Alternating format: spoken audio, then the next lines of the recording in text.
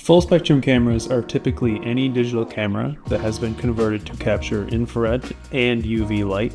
Infrared photography is more popular compared to UV photography and takes advantage of the near ubiquitous infrared light, making it more geared towards landscape photography.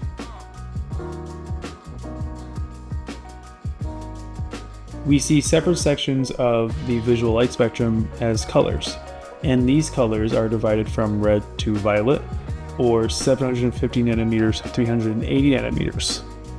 The infrared that we see with our camera is typically in the near infrared range, which is just around 800 nanometers to 2500 nanometers. Anything beyond that would be too saturated for our camera. To capture these photos, custom white balance needed to be made for our camera. A new color temperature needs to be set by using a white piece of paper. I prefer to use index cards as they're easier to keep with my camera equipment. A simple trick is to use the camera's auto white balance settings, which allows the camera to adjust to the filter applied, in this case being a 590 nanometer filter.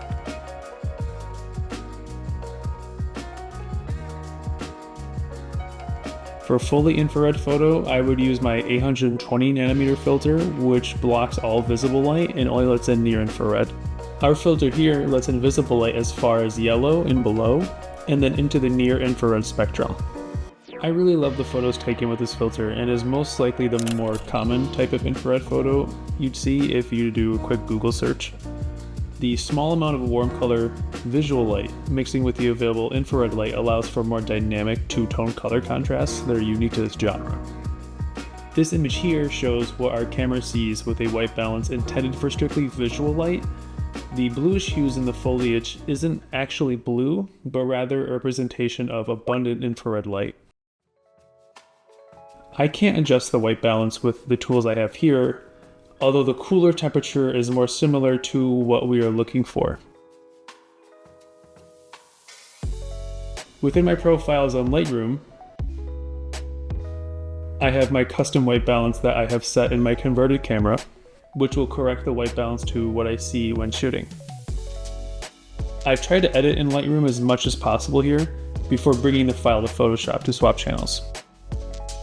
The process is incredibly simple from here, as setting up the custom color profile in Lightroom was the only difficult step. Now that we are in Photoshop, we are simply going to swap the blue and red color channels of the image. And what this does is makes an image that is more similar to what we would see in the visual light spectrum.